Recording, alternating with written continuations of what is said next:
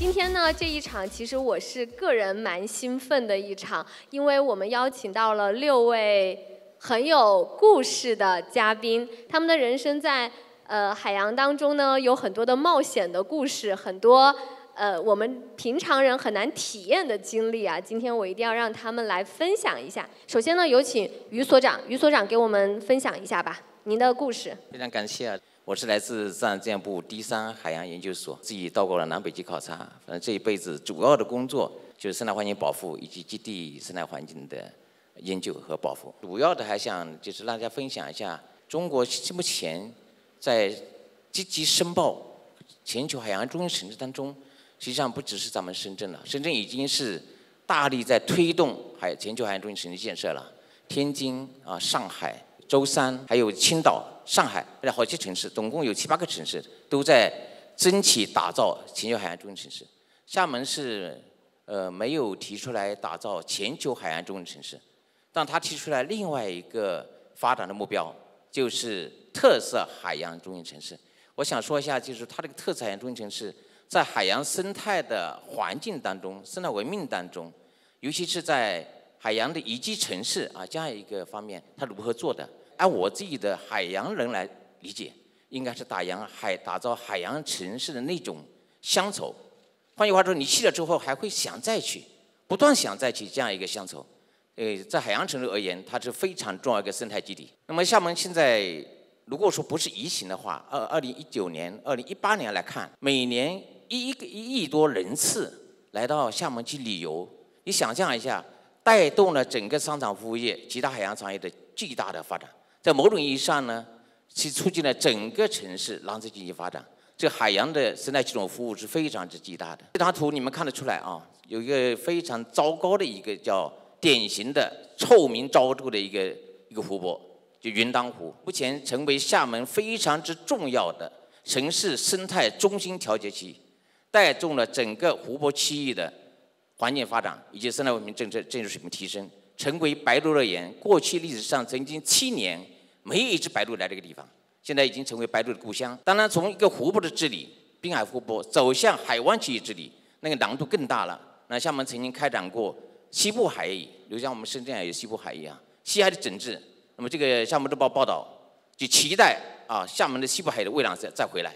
那么花了很大功夫，现在打造成这样一个图景。目前呢，已经成为自然资源部向全国推荐出来一个蓝色海湾的样板，也得到国家大力支持。从小的西部海域跨上整个大厦门框架，如何从海岛城市走向海湾城市，发展湾区经济，打造生态文明这个样板。那么这个整治非常之重要了，所谓的叫环东海域整治。其次呢，它本身构建了45公里长的浪漫的海岸线，现在也成为未来国际的马拉松赛道。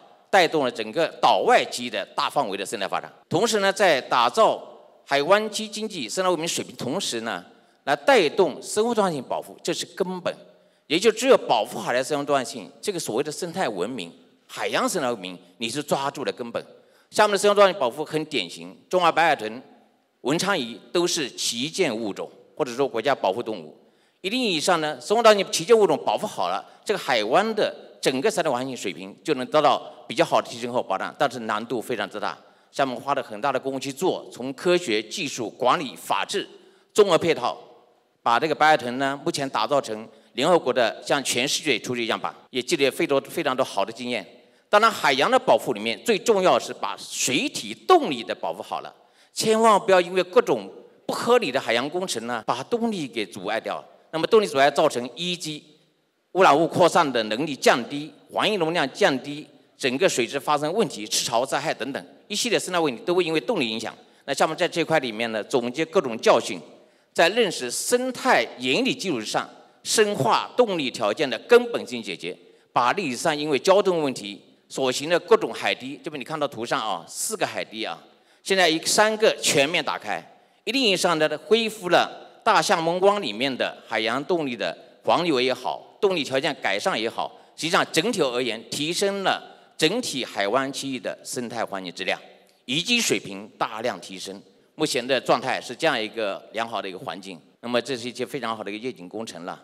当然，我们老百姓宜居环境对滨海城市而言，沙滩是不可变在的资源，在一定意义上，沙滩资源的保护和维护以及修复，会成为这个城市海洋城市的根本标志之一。最重要，在这过程当中，如何去尊重自然、尊重科学，在科学评估、调查基础上呢，能够很好的把原生态的东西保留下来。所谓的生态优先、生态修复为主、人工修复为辅这样理念，在厦门这个贯彻的特别好，所以这个湾呢打造的非常成功，现在已经成为厦门非常著名一个旅游景点，也带动整个区域的大湾区经济里面一个生态经济发展。厦门这个放船运动做的应该是相当好的，游艇会啊，整个游艇基地的发展带动整个游艇产业发展。但如果说没有这样一些生态修复的行动，或者说在以蓝色经济发展为基础的一种综合考量和设计规划，采取大的措施来改善，也很难实现这个效果。一边是生态修复，一边同时促进生态经济发展，改善了整个厦门市在城市形象、对外合作交流、游艇经济，特别是文化产业发展，在这方面起到好的作用。当然，我们还有一些很好一些岛外一些基地，特别是在集美区域，通过一些过去的所谓的农田生态，一部分非常污染的湖泊，污染比较重的小流域，通过一定形式生态再造，保留原来的生态基底。这样图示基本上我们通过科学家调查之后，大部分能以保留，全部保留，即便是看不起眼的小湿地也易保留，这样使得生态基地能够延伸它的生态功能，提升它的生态舒适性，包括保留了大量的河塘湿地啊，人工再造一些能够适应渔基的、适应人们游览休息的场所，特别是一些文化活动场所，也在这个区域的布局，现在已经成为非常好的一个公园，市民也非常高兴，能够舒展岛内的大量游客。当然，对于海洋的城市发展当中，如何去构建海洋文化体系，对于厦门市而言，他们采取了很多的办法，包括各种科普场馆建设、沙滩文化建设、游艇帆船基地、海洋的音乐会、各种展会等等，特别关注一些重要的湿地，比如说红树林湿地。历史上厦门的红树林毁坏太多了，各种建设，包括特别是渔民养殖。但是呢，这几十年不断的恢复，通过一些红树林再造呢，打造成了国际样板。那个3个图案是五角星对着天安门的，把绿色的湿地的再造修复，形成了爱国主义教育基地，带动了整个片区生态文化以及生态精神力量的发展，打造浪漫的海岸线。这是厦门作为海滨城市、海洋城里面最突出的一个亮点了。每年在这个区域举办国际马拉松，这个马拉松赛道延伸到岛外，带动了岛外的发展。当然，开展各种营造海洋文化氛围，让全市、让各方的游客来厦门能感受到海的浪漫、海的温馨、海的文化，同时呢，带动当地的游收入，促进人们对海洋的不断尊重。这方面，厦门采取了很多的办法去做，包括各种沙雕节、文化节等等啊，都做了也很多，各种雕塑。反正通过各种形式，能够让海洋意识深入人心。当然，最重要这是对外交流合作，参与国际海洋治理。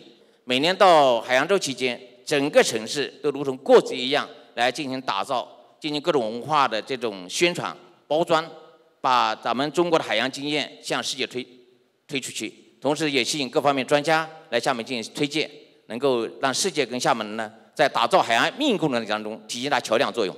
其次呢，成为厦门这个 APEC 成为可持续发展中心落户厦门。真正这几点我知道是非常专注到流域河流的污染治理。厦门在流域污染治理当中压力非常巨大。九龙江流域跨了厦门、漳州、龙岩市上游，前流域主控了厦门湾海洋环境质量。那么在这个意义上呢，70%污染来自九龙江。但厦门市政府呢，通过生态补偿的办法，也通过各种途径，能够联动漳州和上游、龙岩2地市，同时3地市联合达成意向，从上游到中游到下游，从河口一直到上游流域，综合进行生态整治，促进九龙江流域呢成为现在河长制的一种方法，使得这个进入海洋的污染少了很多了，大大改善了河口区域生态安全。那么也对重点河口湿地呢进行生态修复。在全球来讲，或者说我们中国来讲，海洋垃圾问题始终是目前也是未来一段时间非常要关注的大问题了。那厦门怎么做呢？首先把内河流域全部进行整治，同时促进上游流域的攻坚克难。想象一下，上游流域有农村地带，大量畜牧养殖，这个垃圾污染非常严重的。那么通过构建生态安全调控管理模式，那么这个模式是建议在基于生态系统管理基础上的调控模式，考虑到了最后的生态效果的提升，同时构建我们讲生态安全的设计规划，还有就是法治管理各方面的技术跟踪、科学支撑等等，成为省政府、省委决策的重要依据。当然，也向世界推荐咱们这个流域治理的经验，以美国旧金山呢这位合作伙伴来治理海漂垃圾这样一些经验的交流。总的来说呢，像我们在这几十年当中啊，通过从湖泊到污染治理，到生态治理，到生态修复、生态产品打造、生态经济发展、生态文化的塑造等等综合手段，使得海洋城市本身的宜居程度得到大量提升。谢谢于所长。那下一位呢，我们有请到张教授、张延新教授给我们来分享，谢谢。非常感谢深圳市和组委会对我们的邀请，因为今天可能是我是整个会谈最后一天的一个奇花了，奇葩的花，因为从头我听到最后呢，都是海洋科技这一块，那么海洋文化这块就是很少，最后呢在这个领域上呢，我们也算是独辟蹊径，做了很多工作。那么关于海洋文化这一块，我想，无论任何国家，那么文化是这个国家的魂，是这个民族的魂。那么文化强则国强，文化兴则国兴。那么这一点，大家可能是能会亲身感受到。那么我们国家绵延长之久的文化体系，造就了我们现在这个民族。那么我这里呢，分享的是就是我们做的一些关于海洋文化的事情。有一点我要强调，这个是我们最新的研究成果。中心的梁二平教授在去年的时候，把我们的深圳最早出现的海图找到了，距今有227年。那么深圳也不是像我们所年轻的城市，实际上它的历史悠久。海洋艺术中心成立于2014年，主要研究中国的海洋历史人文、海图和古传，还有我们的海洋科普教育这一块。那么海洋艺术研究会呢，我们成立在2018年，短短5年间，我们现在目前在深圳的会员单位也有100多家，会员有将近几千人吧。所以说，我们在这个领域呢，不像其他的协会去在做一些资源的简单整合，我们是在做一个海洋文化的整合。大家有一个共同研究的领域和共同能够释放文化的空间。那么我们的口号是抢救式的修复，创造性的填补。这句话怎么来的？一个是呢，我们的科研领域，海洋绘画呢，我们调研了欧洲大概19个国家，全世界走了56个国家左右。那么涉海类的博物馆，我们走了130多家。那么主要调研的内容就是什么呢？和中国有关的绘画，从古至今的。那么还有海图，还有我们的古船模，还有陶瓷。那么陶瓷不是说普通的这个大家用的那陶瓷，是海上飘过来的海捞瓷。那么再往下推进，就是把我们的科研成果通过研究会向教育体系推进，叫更多的孩子们了解海洋、认知海洋，未来才能创造海洋。这是我们在中国沿海城市，中国地图大家能看到，我们所有的沿海城市，我们国内的涉海博物馆，涉海类的博物馆目前有143家左右，涉海类的。那么国外涉海类的博物馆那就多很多了，凡是我们标红的地方，都是我们走了一圈又一圈，在那儿待过一段时间，进行了深入调研。所以说呢，挖掘出来了很多中国海洋历史题材的绘画和古传。在这一点上，我也非常感谢文化部。当时文化部给各个使团，尤其是欧盟使团，还有像葡萄牙呀、西班牙这些国家的大使，还有这个文化参赞，给了一个全力的支持，叫我们有机会能够钻到欧洲这些博物馆里面，它的仓库里面来找寻我们自己的文化根源。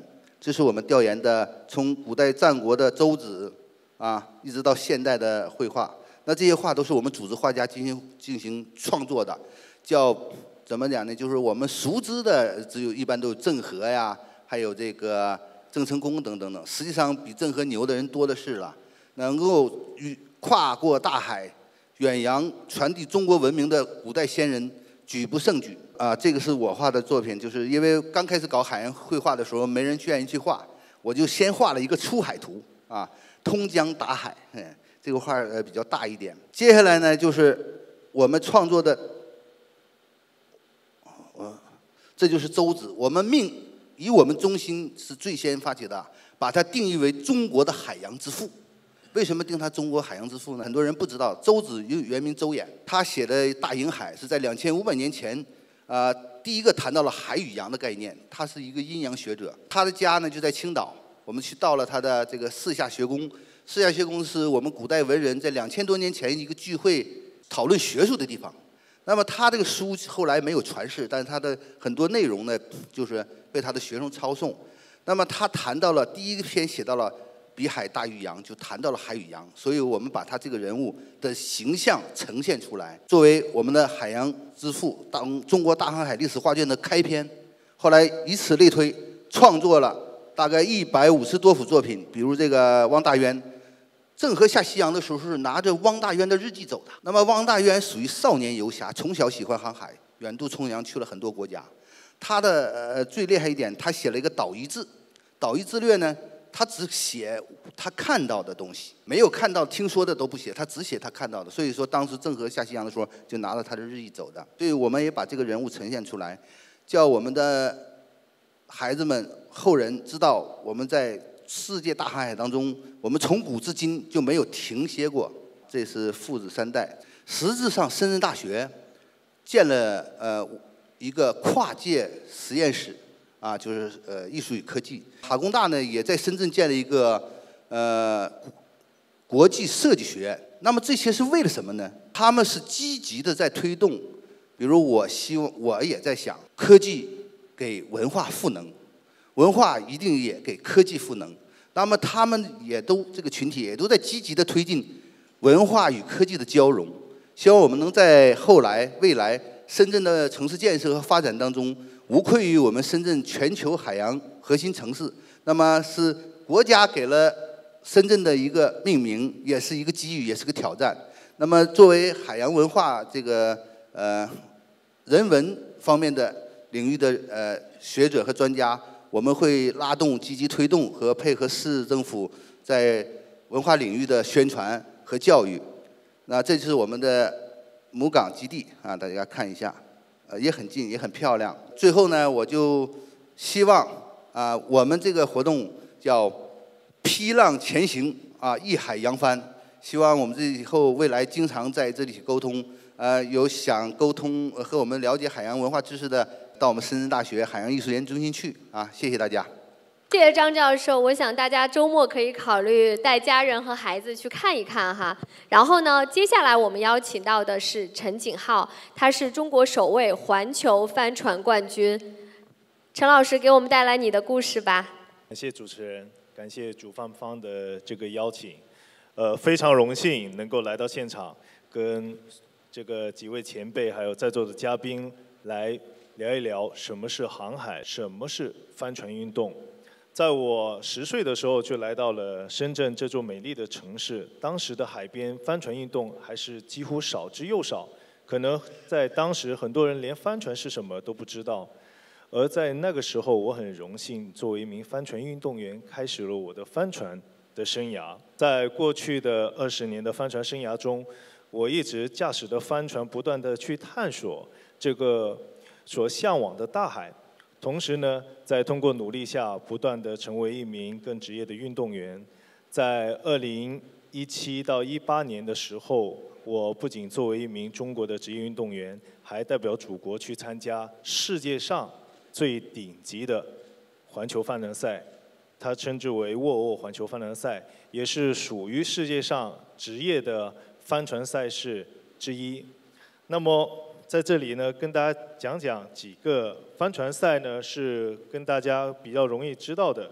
其实我们所知道帆船运动呢，有近岸的帆船运动，也有远洋的帆船运动，我们称之为近岸赛跟离岸赛。近岸的帆船运动，帆船赛有很多，比如说美洲杯，比如说那个CLGP， 还有奥运会等等，这些都是近岸赛。那么我们的离岸赛呢，正如我们刚才图中所展示的是沃尔沃环球帆船赛，现在已经叫做世界环球帆船赛，包括旺代的单人环球赛和法斯奈特和这个悉尼霍巴特等等的帆船赛，这些是世界上最顶级职业的著名的离岸环球帆船赛，他们有些跨洋，有些甚至环球。那么沃尔沃环球帆船赛呢，是我在过去的生涯当中一直追寻的梦想。我梦想有一天能够代表祖国站在这个舞台上去展示我们中国航海的可能。我们中国航海的竞技呢，其实发展的比较晚，但是呢，在我们不断的努力下面，不断的在各个赛事上都取得了优异的成绩。而沃尔沃环球帆船赛呢，在2017、2018年呢，我们需要去到世界上各个著名的港口，然后呢去参加这样的一个顶级的环球帆船赛。当我在参加环球帆船赛的时候呢，我非常荣幸能够去代表祖国，然后看到所有国际的著名的滨海城市，他们对于帆船这项运动的推广以及赛事的这样的一个引进，还有当地人民对这项运动的参与度，是我以前参加之前完全不敢想象的。那当我见到那样的画面的时候，其实我是特别希望我们的祖国能够有这样一项非常有意义的这项运动来到我们的祖国。当我看到他们的学生和他们的运动员、他们的人民把帆船这项运动作为他们生活当中的不可割舍的一部分，然后来到他们的生活当中，我觉得是特别有意义的事情。其实呢，帆船呢作为全球海洋文化的产物，水上运动和休闲活动中最重要的内容，以及滨海休闲产业的重要项目。那么我这里呢，其实我准备了很多的内容，但是我今天呢，更希望跟大家分享一下，在我获得了冠军的荣耀的同时，我现在更希望做的事。当我作为一名中国的运动员，站在世界这样的一个顶级舞台，其实面对世界上在这个运动项目上面他们认为的体育强项的一个国家的时候，我们去做这样的一个竞赛，很多人往往会带来我们异样的眼光，认为我们是来参加而已。特别对于我个人而言，我站在那样舞台上，我对所有的媒体人说，我们中国人并不是来参加这样运动，我们更多的是我们来展示我们中国人的可能，我们通过我们的努力，然后去一步一步的取得最终的胜利。当我获胜的时候呢，我发现我们中国只有少数的人能够去接触到这么一项运动，而我希望现在在中国我们有这么棒的沿海岸，然后有这么好的条件，我们帆船运动呢可以带给我们很多青少年来很多帮助。那么我现在在最近的几年，然后在亲身的去参与到青少年的帆船教育当中呢，对我的感触是特别深。正如我过去一直坚持的梦想一样，我们的中国的航海靠的是未来这些青少年的努力，我们需要更多的去培养这些青少年，他们在学习帆船的这个过程中，他不单是要学习航海的知识，更重要的是他通过航海学习航海知识，然后以及去到大海上去实践，他们要不断的去面对大自然瞬息万变的这种变化的环境，然后呢，他们要在过程中去锻炼到他们的勇气，去运用他们的知识，然后去面对。帆船呢，不单单是一项体力的运动，它更是一项智慧的运动，它需要很多的元素，很多的技能，然后才能让它更加的安全和更加的自信的在海洋里面去运用航海知识呢，去驾驶一艘帆船。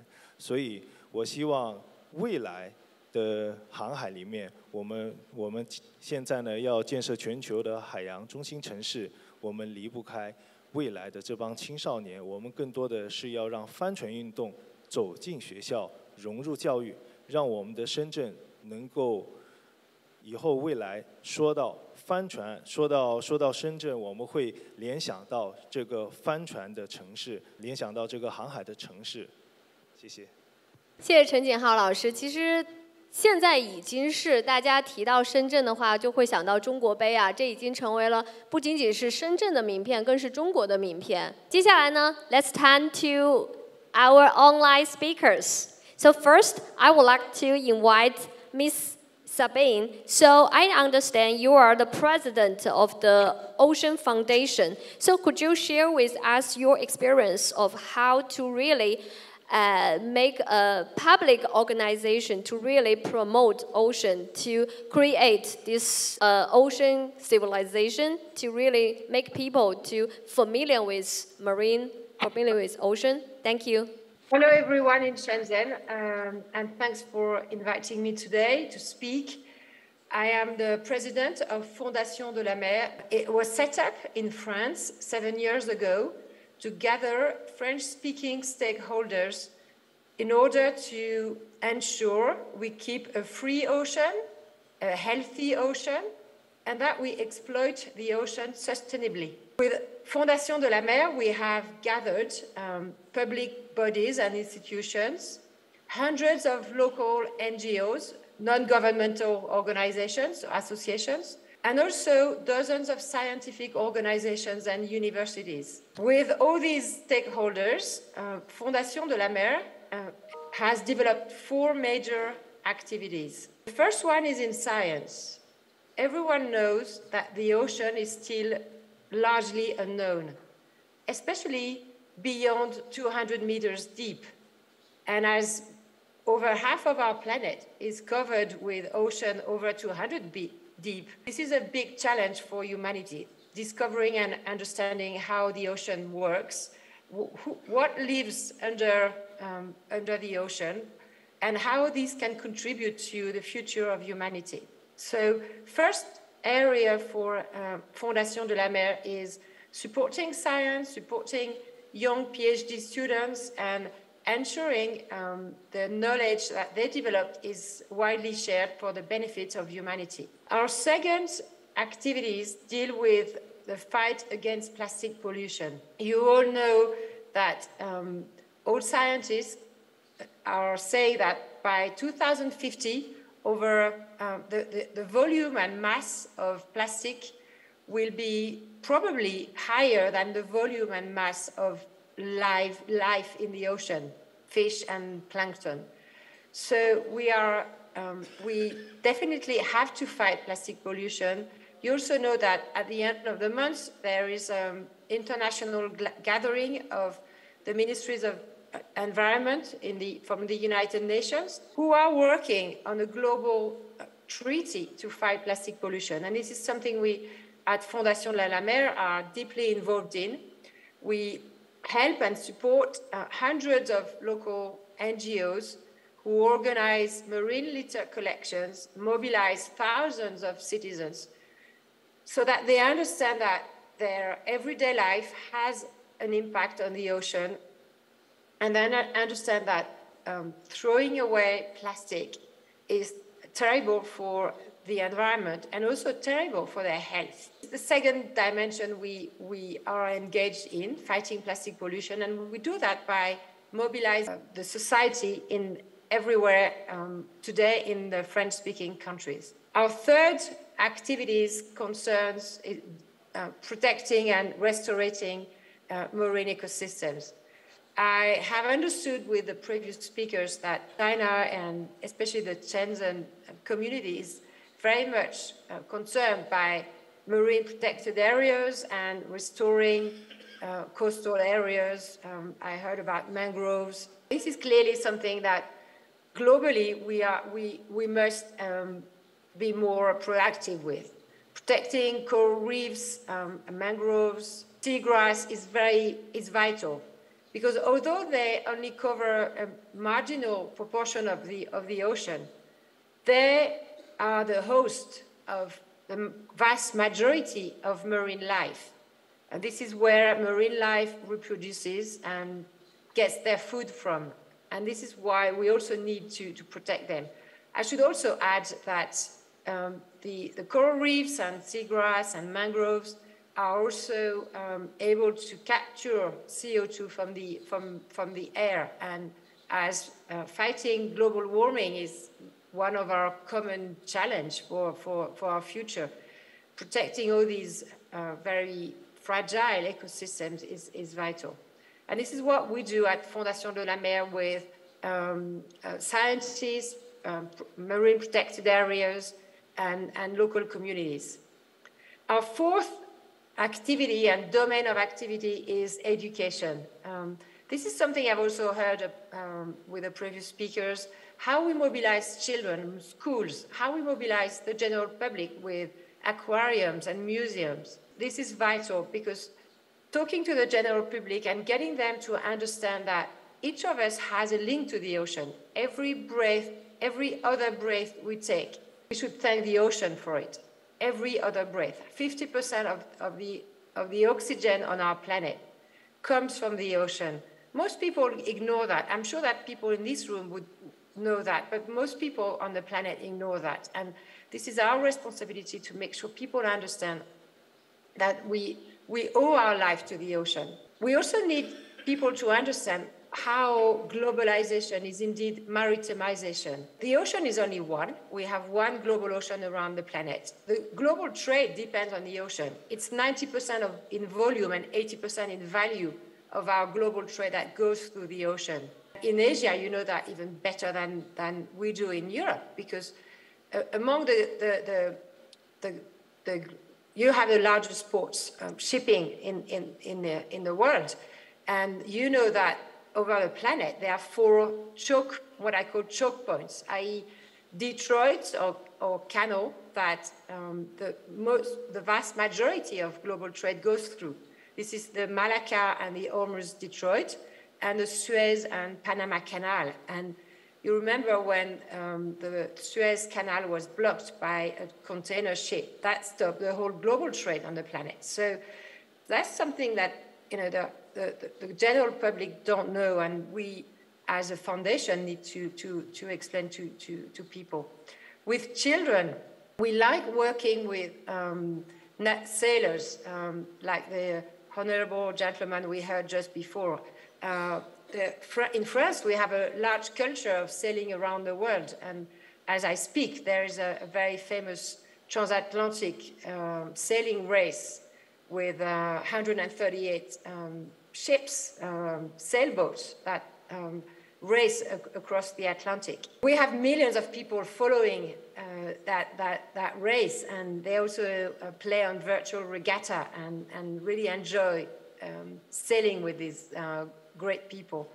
And frankly, educating the general public using figures like these sailors is a very good way to talk about the ocean, talk about its fragility, talk about what links people together around the globe. So this is the 4th dimension of Fondation de la Mer, education. The 5th and last one is about working with the corporate and finance world. Here, we are all attending a global marine economy forum, and we all know that the wealth of our nations, of our population, depends on the wealth of our economies. And clearly, as I said, maritimization, globalization is about maritimization, and the industries and the companies around the world have a vast impact on the health of the ocean. That's why at Fondation de la Mer, we have developed with the Boston Consulting Group, the large strategic consulting firm, a set of tools aimed for companies, an ocean framework and a label called Ocean Approved. And they help companies realize they have a link to the ocean, an impact on the ocean, and that they can act to reduce that impact. We talk about climate and biodiversity and pollution and thinking about circular economy, and everything has a link to the ocean, because all pollution ends up in the ocean, because climate and ocean are deeply interlinked, and because over 80% of the world biodiversity is actually in the ocean. So this is what Fondation de la Mer does, and in 7 years we are now working with a vast number of stakeholders in the French-speaking arena. We finance ourselves by raising funds among the general public, among foundations in France, in Europe, and globally, and also with companies that want to demonstrate they are aware of their impact on the ocean and they want to act and make a difference. I'd be happy to talk with any of you who would like to create such foundations, such ocean foundation in your country, and share experience and help you transform the relationship that the people have with the ocean.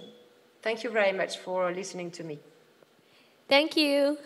So I really agree that we should really involve a lot of shareholders into the ocean protection and sustainability, and which is really a good way to create the culture and the civilization. So my next question is to Emma.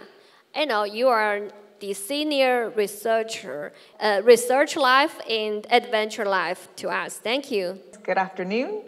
Thank you so much for inviting me to be part of this panel. It's been fascinating and really fantastic to hear all of the different projects and work that have been happening in Shenzhen, but also further across China, and the work that Sabine has mentioned as well. I am a marine social scientist. I'm based in Cardiff in the UK. And I thought I would start with a story first before I talk about my research. So I started as a marine biologist. I was very much a natural scientist, and I was working on a conservation project 15 years ago and had a conversation with a wealthy family who, we were in Thailand, and they asked, why can you not just tell people to stop fishing? This was in relation to very small scale fishing that was happening off a very small Thai island. And I said, well, because these people are feeding their children. It's not as simple as just stopping an activity.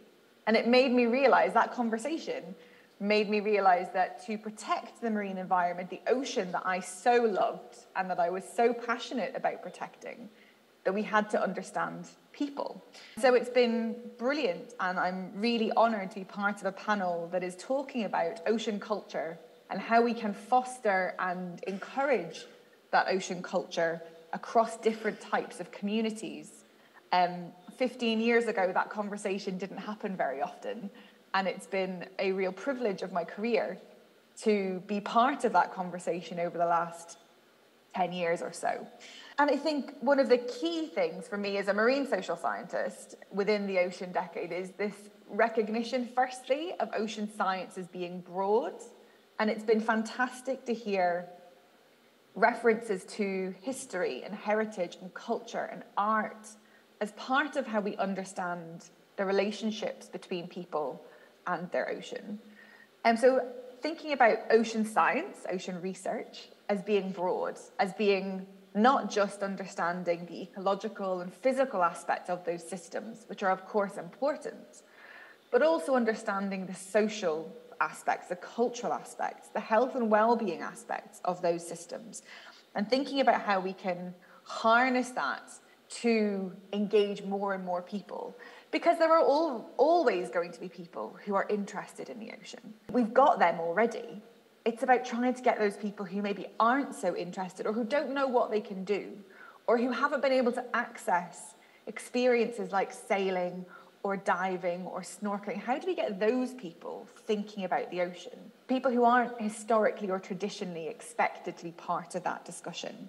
So I think the opportunity of recognizing ocean science, ocean economy as being a broader thing is really fantastic. And I think we've got a real chance to make a difference with that. The other thing, as a marine social scientist, that I was very pleased to see, I am a very optimistic person, so I always try to find the positives in things. But there's this idea within the ocean decade of transforming the relationship between people and the ocean. And also recognizing different types of knowledge and values from different disciplines of research, different areas of practice, but also local community knowledge, indigenous knowledge. How do we feed all of this into making better decisions for our ocean? How do we transform these relationships between people and integrate the ocean into different policy areas. And it's been, again, really interesting to hear aspects where we've talked about that a little bit today already. So thinking about how ocean can feed into education, can feed into sports, can feed into health. I think it's a really important thing for us to keep pushing forward. In terms of how we can engage all people, so a lot of my work at the moment is around a concept called ocean literacy and marine citizenship. We haven't necessarily heard those terms yet in the session today. Ocean literacy is not a new term. It's been around for 20 years or so. It started as a very education and knowledge-focused type of concept. It started in the US, really trying to understand, well, trying to respond rather to a lack of marine education within the national curriculum in America. In the last 20 years, that concept has really evolved. And what's happening now is really recognizing that while knowledge and education are of course important, part of what's also important is how that knowledge or education or experience connects people to the ocean. It's about that emotional attachment, whether that's positive or negative, and thinking about how we can, one, understand that better, but also how do we foster that? How do we, as I said earlier, create that connection for perhaps people who maybe haven't had those opportunities? A lot of what I do at the moment is try to challenge who gets to be part of an ocean or coastal community, who gets to access those spaces and be part of those environments. And I think there's a real opportunity for us to think about this in this discussion around sustainable ocean economy, accessing ocean spaces. How do we ensure that we are reaching those who perhaps have not been able to be involved in the past? How can we use technology, media to create connections where perhaps there haven't been before, translate that into action? And I think we have to be aware that there is, of course, a need for that individual behaviour change to happen across society. There's always things that lots of us can do on an individual scale, but also recognising that we need that systems change that I think was mentioned earlier, that it's across the whole system, and thinking about how our rivers connect to our oceans, how the things we do further upstream might impact our ocean and coast, how that affects plastic issues that Sabine was mentioning. So I think there's a real opportunity to think about who gets to be an active ocean or coastal citizen. How can we use champions?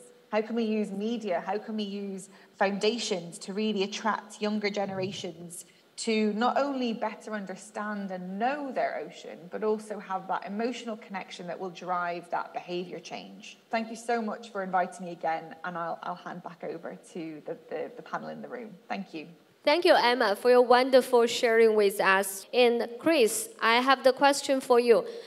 I think you are the person that have two identities. Sometimes we call these people / people. So you are a venture capitalist. You're doing kind of in finance. You are finding good companies, and on the other hand, you are shooting documentaries and doing ocean adventures. So could you share us about your story and your understanding about ocean? Thank you. Thank you very much for having me. I'm going to tell you about my personal journey with the ocean. I think that I'm delighted that this is a subject that's being talked about in, the biggest and the most powerful country in the world, because if China doesn't get behind marine conservation and a blue economy and driving a healthy ocean, then we've got zero chance. And the science is very clear now that if we don't have a healthy marine ecosystem, there is absolutely no chance that humanity can survive on the planet. So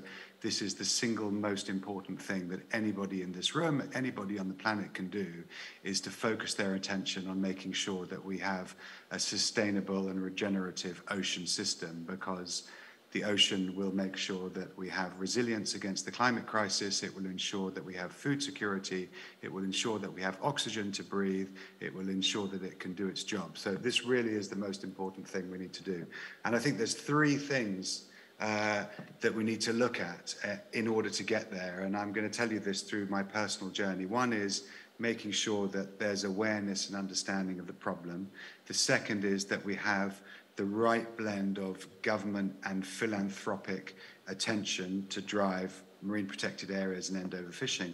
And the third thing, which is the most important, which I hope is super exciting for the brilliant business entrepreneurs that there are in China and all of those that love fish, is to make sure that we have a sustainable and regenerative blue economy. And this is, in my opinion, the most exciting and the most important investment thesis of our time. So my journey started, I like to call myself an oceanpreneur, so we need more entrepreneurs that love the ocean, because that's how it's going to drive the necessary change. I started by being a lover of fly fishing, and I know that there's lots of people in China that actually love fishing, and it's apparently becoming very trendy for the Gen Z in China now, that actually fishing is getting a boom as something exciting for the younger generation to do. And also I love kite surfing and being in the sea. So the ocean restores me and makes me feel alive. I was very saddened by seeing the depletion of fish stocks in places I loved. So I went on a journey. I ended up meeting some brilliant people that had written a book called The End of the Line, and we made that into a movie. The movie was called The End of the Line. It was made 15 years ago, and it was the first documentary which exposed the devastating effects of overfishing, which is arguably the biggest problem in the world, that we are stripping the ocean of life. So me and one of the other producers decided that we're going to try and fix that. So we started the Blue Marine Foundation 12 years ago with a key focus on driving, entrepreneurial solutions with philanthropy to try and protect the ocean, create marine protected areas, and to stop overfishing. And I'm delighted to say that, a decade later, the Blue Marine Foundation is now the largest marine NGO in Europe, Middle East, and Africa. We've created and funded marine protected areas which cover 6 million square kilometers of ocean, so huge areas of ocean that are protected. We've driven sustainable fishing models all over the world, coral restoration in the Maldives. We're doing leading work in blue carbon, in science, and it's a fantastic organization. And I think one of the things that is the most encouraging and exciting is to go to areas of the ocean that we have protected and created marine protected areas and see the life of the ocean recover and come back to life. But then 70% of the rest of the ocean needs to be sustainably managed and sustainably fished. So that's where we need to get to, and that's going to happen through brilliant organizations, and there are all over the world, creating MPAs, and governments signing up to ensure that we have what is 30 by 30, so 30% of the ocean is protected by 2030. And that's super important that we do that, and then the ocean has a chance to replenish and to recover and to be able to play its vital role in ensuring stability of the planet. So comms, philanthropy, protection, and then the next journey of my life was realizing that actually how bad things are, and actually how the most important thing we need to do is to restore the ocean. I decided I couldn't work in advertising anymore. I'm an entrepreneur. I have to focus all my energy on ocean. 3 years ago, 2 years ago, we launched Ocean 14 Capital, which is a 150 million euro impact fund for the blue economy. And this, we focus on venture capital and growth capital to drive a sustainable and regenerative blue economy by investing in the two key fundamental areas to protect and restore the ocean and to ensure that we have life on Earth, and that is food security. If we are to feed the world, the most important, the most sustainable, the most environmental efficient protein on the planet is fish. And if we actually invest in sustainable aquaculture, and I know there's a lot of investment in China in aquaculture, that is the most sustainable form of protein if done well, and it's a huge investment opportunity. So we invest in that area around sustainable aquaculture, looking at automation, looking at tilapia farms we've invested in Brazil, looking at how we can make this much more efficient. We invest in sustainable fisheries. How do we make sure that there's transparency, there's marketplaces, that we can stop overfishing through actually creating a much better system through investing in all of the technologies and transparency and opportunities around improving sustainable fishing. And then we invest in alternatives to fish proteins. So one of the issues with aquaculture is that you often feed farmed fish wild fish. It doesn't take a scientist to realize that is not very clever. So that's what we look at in those three areas. And then we look at how we're going to help restore and protect marine ecosystems through investing in seaweed. Very, very important area of investing in. Seaweed is an amazing super crop. It's, you know, nature's best technology.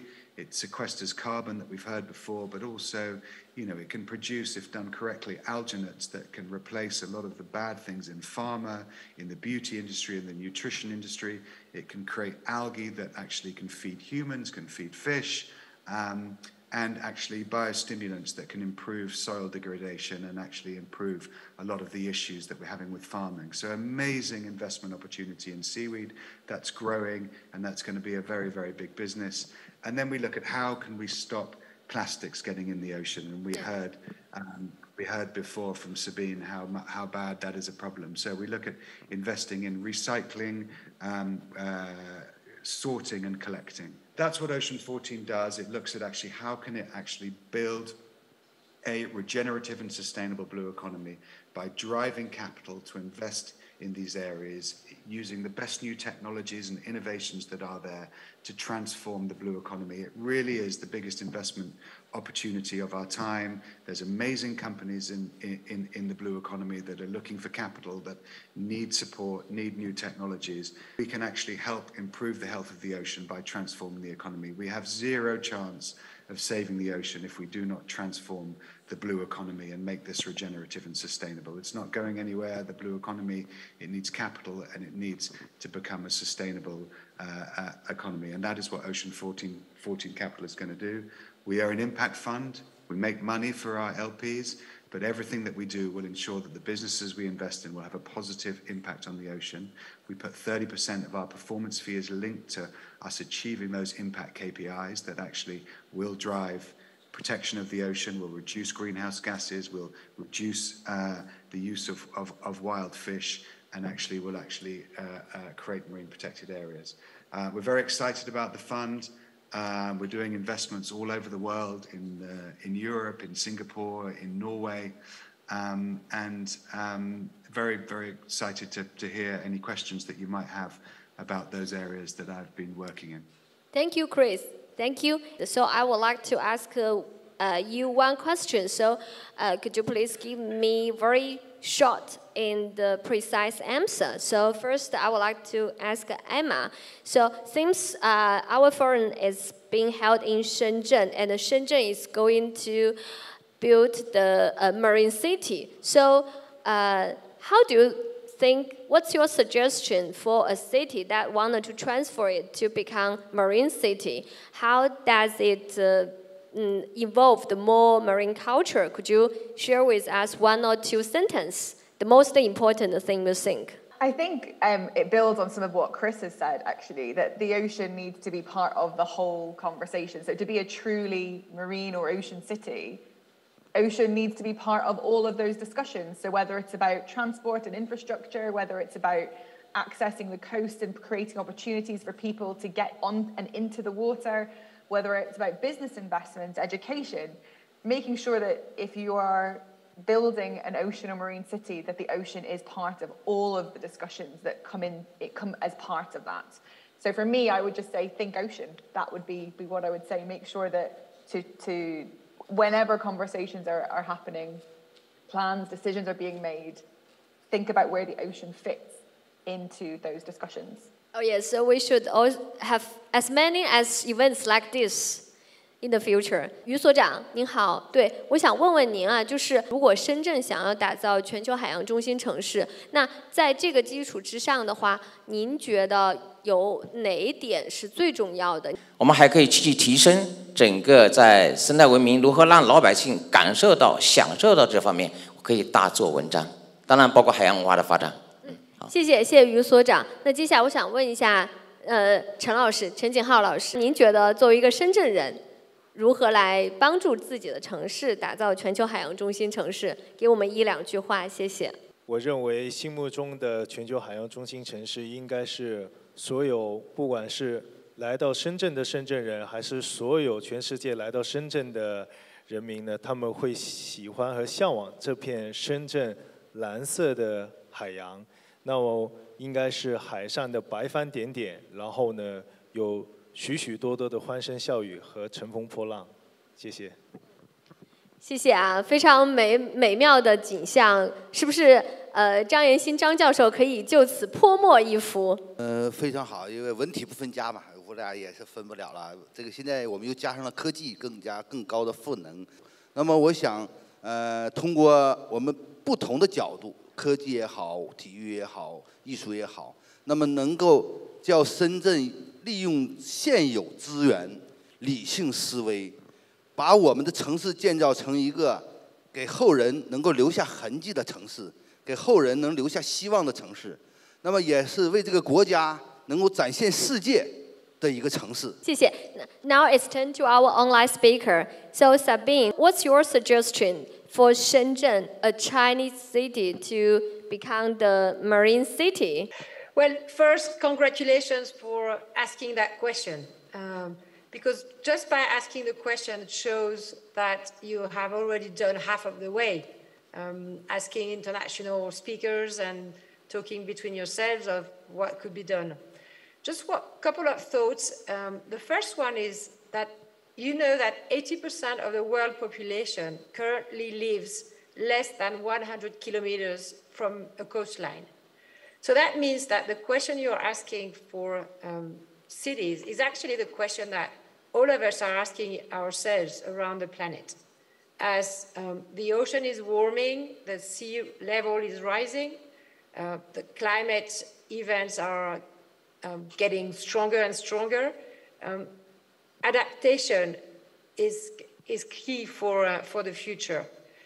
And transforming a city will take a very systemic approach, thinking about infrastructures, thinking about transportation, thinking about commerce and trade. But I think what matters most is mobilizing the people. If everyone knows that every person has an impact on the ocean and can act upon that impact, then the other half of the way is already done. That's why education is so important, making sure that the ocean is part of the curriculum of children at school, making sure that it's also part of the curriculum of students in universities, whatever the subject they are studying, so that they understand the link between the ocean and climate and biodiversity and pollution. And then talking to the general public through the arts, the museum, the exhibitions that you organize. I think with that, if you mobilize the public as citizens, but also as workers, the decisions that you will make as entrepreneurs or as public institutions will be easily accepted and probably put in place more rapidly as well. Thank you, thank you. Chris, so what's your answer for this? What's your suggestions for Shenzhen? Thank you. Create the best science center. Make sure that you have, a really, really brilliant scientific and discovery center within it, so that you can really have clear understanding of the role the ocean plays and what needs to be done. Make sure that there's great education within the city and awareness. I think you're creating an economic model, a unique economic model of actually how you can value the protected ocean around the city, and actually look at how you're going to value biodiversity as a new way to add value to the city. How are you going to put a value of more people coming to the city because the ocean around it is healthier? And we've looked at models like that. You get more recreational fishing people coming to a city, staying in more hotel rooms, drinking more beer, eating more food, because the ocean is a nice place for them to snorkel in, to dive in, or to fish in, right? So when you can actually start adding all those economic benefits for travel, for tourism, for all of those areas, you can actually create a model as to why having a healthy ocean is so important for the city. If we don't have a healthy ocean, we won't have healthy lives. So just becoming the city that shines the light on the importance of the ocean through those key areas. I think awareness, protection, and new ways of developing a clever blue economy within the local area. Thank you everyone。非常感谢我们今天嘉宾的精彩分享。